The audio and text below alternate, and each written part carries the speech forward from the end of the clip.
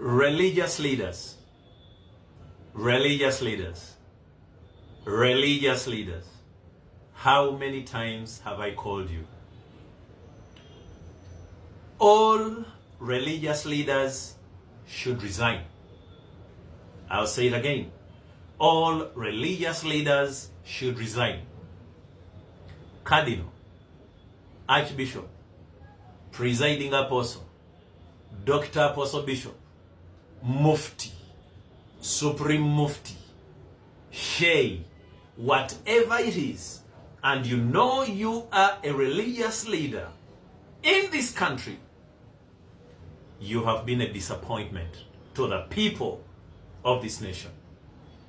Where are you when all injustices are happening to Ugandans? Where are you when all the corruption is taking place? Where are you when people are being abducted, murders are going on, people are being evicted from their land? Where are you, religious leaders? Should we assume that you're too busy, that you don't see what's going on? You have been a disappointment. And we as Ugandans, I inclusive, we are saying all religious leaders should resign because you have not fulfilled the mandate that has been given to you by God as overseers in the land.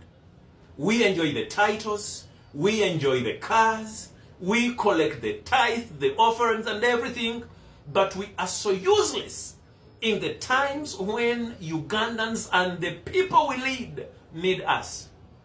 Imagine, with all that is going on, it's only a handful that are speaking, and surprisingly, they are not even amongst the top of the religious leaders.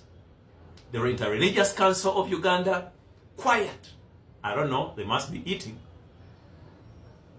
National Fellowship of Born Again Churches, quiet. The Episcopal, whatever, quiet. The Imams, the Sheikhs, the quiet, just apart from a few. Is this what the Lord called us to do?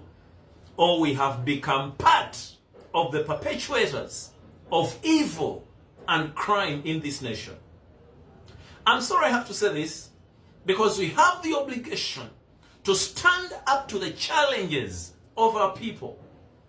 In your church, in your mosque, in your ecclesia, in your shrine, whatever it is, even the witch doctors, I don't care.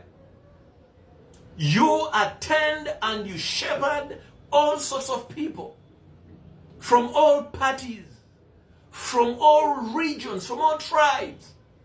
So why are you quiet when Ugandans need your voice? Ladies and gentlemen, Isaiah 56, verse 10. This is to you, religious leaders. Israel's watchmen are blind. They all lack knowledge. They are all mute dogs. They cannot bark. They lie around and dream. They love to sleep. They are dogs with mighty appetites. They're never having enough. They're shepherds who lack understanding. They all turn to their own way.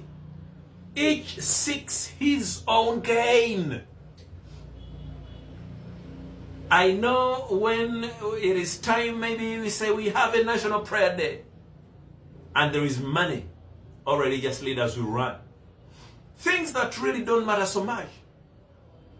The last time I was hearing about the marriage bill, and everyone was running around, marriage bill, marriage bill. We want to, excuse me, marriage is not the hardest pressing issue on the hearts of Ugandans. So whatever you do, I think we have been a disappointment to the people that we lead. And we are demanding as Ugandans that if our religious leaders, the eye of God, the voice of God, cannot stand up to defend the people of this nation, resign. I know God can have better choices. But at such a time as this, let us be challenged. if you call yourself a religious leader, in the midst of all the atrocities, all the injustice, I challenge one of you who calls himself a religious leader to come out and stand for the right cause. We are watching, and indeed, this is not about the baskets. This is not about the cars. This is not about the magandul and all that. This is not about the convoys and the bodyguards.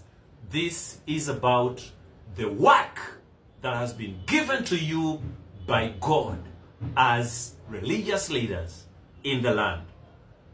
We are watching to see if there is any that will stand for the cause of the truth without fear and without appetites, without honors, but for the people, for God and my country.